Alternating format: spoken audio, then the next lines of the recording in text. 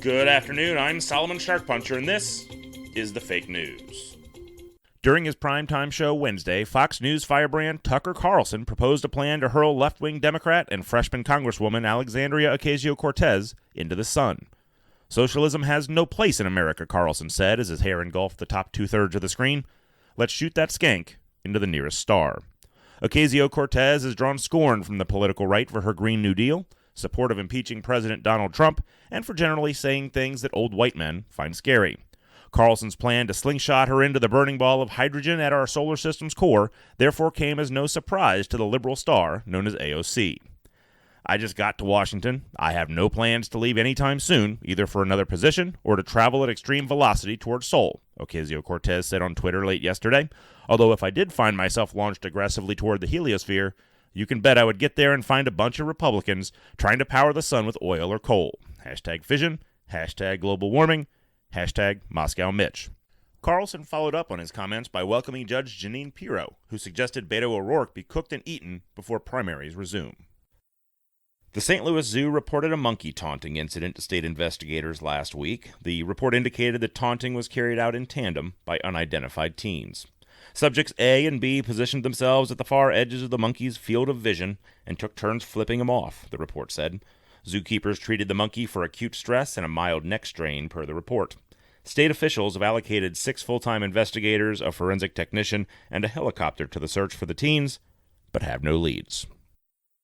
The Centers for Disease Control and Prevention in Atlanta issued an urgent alert this week, warning all people to avoid Milwaukee, Wisconsin, and its surrounding suburbs. The alert reports that scientists have found a new mold spore in the air and water of the region that can cause those exposed to it to compulsively seek out and hoard catheter tubes.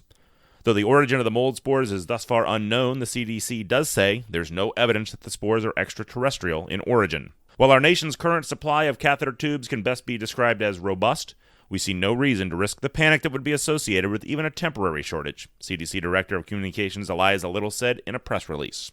Cleanup crews are using a combination of Dawn dishwashing liquid and pool strainers to clean the area's water.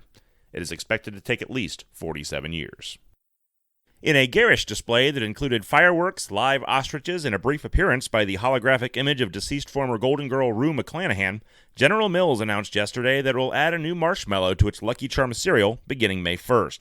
Fans of the cereal are asked to visit the cereal's website or write the company directly to vote for one of the 3 finalists, a black spider, a steel gray bullet, or a beige maggot. Voting is open until noon today. Glen Foods and the FDA jointly announced a mass recall of the company's honey walnut-flavored prepackaged granola breakfast bars this week. The bars, which are manufactured in Elk Grove, Illinois, mostly by retired daycare workers, may contain an excessive amount of dead hornets. Glen spokesperson Maria Van Allen declined further comment, but a whistleblower report made public through a fake news FOIA request indicates that the hornets entered the food supply willingly after chasing a specific plant worker from the outdoor break area during a period of hive mania. The recall will affect product in 37 states and the District of Columbia and a total of 3,672 retail locations. Glen reports the company will file for Chapter 38 bankruptcy. A corporate lawyer, gamely attempting to hold back his laughter through a cupped hand, claimed this was a new form of bankruptcy where the company could keep all its money and pay nothing to any creditors. Disney-owned ESPN announced its newest channel on Monday, ESPN East, which will air around the clock and televise every game played between the New York Yankees and Boston Red Sox. Repeatedly. Even during baseball's offseason. ESPN Director of Content Biff McIntosh praised the new channel as one that American sports fans need. Our network is based in the Northeast, and we only talk to and care about people from the Northeast, McIntosh said. The rest of you can go screw yourselves.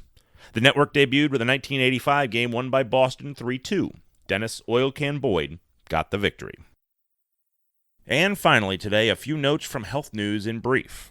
Doctors in Kuala Lumpur claim to have found a new species of mole rat whose sweat glands produce penicillin. In other news, a multi-generational study of type 2 diabetes patients found that most of them are, on average, rotund to corpulent. And lastly, a man in Western Austria presented doctors with a unique ailment. Mushrooms were growing in his back hair.